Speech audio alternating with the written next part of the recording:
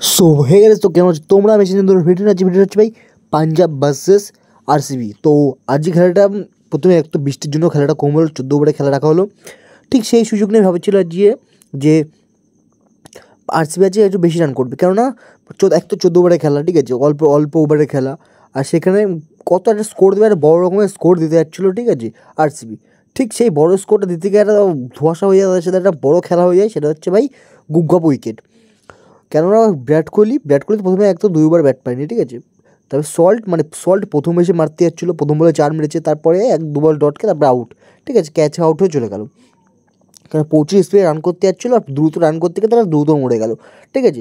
ঠিক সেরকমভাবে বিরাট কোহলিও খুব তাড়াতাড়ি আউট হয়ে যায়, ঠিক আছে, 3 বলে 1 রান করে ক্যাচ আউট হয়ে যায়, ঠিক আছে। তারপর রজত পাটিদার হালদার সামলায় 18 বলে 23 রান করে, কিন্তু ভাই বেশি দিন টেকতে পারে না, অনেকক্ষণ টেকে এইসব মধ্যে না, বাকি প্লেয়ারদের থেকে অনেকক্ষণ টেকে, কিন্তু খুব বেশিক্ষণ টিকতে পারে না। কারণ লিভিংস্টনও 6 বলে 4 রান করে আউট হয়ে যায়, তার এও 4 মেরেছিল। জিতেশ শর্মাও 7 বলে 2 রান করে আউট হয়ে যায়, কুণাল পান্ডিয়া 2 বলে 1 করে আউট হয়ে যায়। তারপরে ঠিক আছে, সবাই কম বেশি খুব তাড়াতাড়ি তারা আউট হয়ে যায়। শুধু একমাত্র ভালো খেলেছিল হচ্ছে আরসিবি টিমে, সেটা হচ্ছে ভাই টিম ডেভিড প্রচুর ভালো করেছে, 26 বলে 25 রান, তার লাস্টের পরপর 3টে 6টা প্রচুর ভালো ছিল, ঠিক আছে। 5টা 4 মেরেছে, 3টে 6 মেরেছে, 192 স্ট্রাইক রেট, সবচেয়ে ভালো আছে টিম ডেভিডই খেলেছে। ভুবনেশ্বর কুমার 13 বলে 8 রান, ইয়াস দেয়াল তো এসেই আউট হয়ে যায়, আর এদিকে হচ্ছে জস হেজেলউড একটা বল খেলেছে, ঠিক আছে, মাত্র একটা বলই খেলে। আজ যদি আমি বলিং সাইডের কথা বলি ভাই, আজ সব সাইডের বলিং খুব ভালো হয়েছে, ঠিক আছে। শুধু শেষ শর্মার ওই বলিং সাইডটা একটু খারাপ হয়ে গেছে, লাস্টের দিকে মার গিয়েছিল, বাকি সেও ভালো বল করেছিল।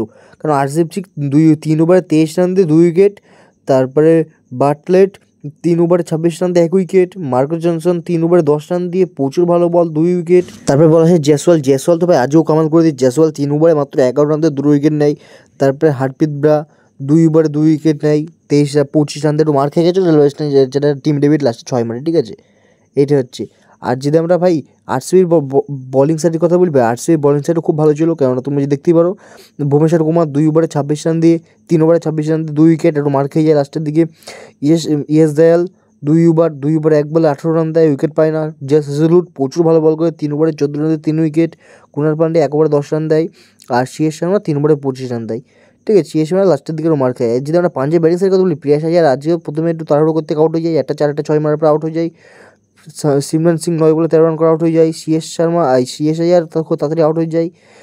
জর্জ ইংলিশ আউট হয়ে যায় তাড়াতাড়ি 17 বলে 14 রান করে। আর আজকে ভাই পাঞ্জাবের ম্যাচ জিতেছে, কারণ পাঞ্জাবের ম্যাচ ফেসে গেল, এটা মানতে হবে যে পাঞ্জাবের ম্যাচ ফেসে গেছিলো।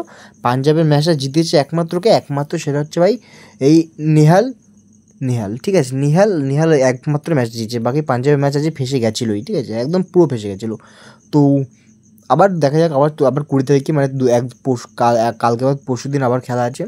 তো কালকে সঙ্গে দেখা হবে পাঞ্জাব আর আরসিবির খেলা। Tata bye bye.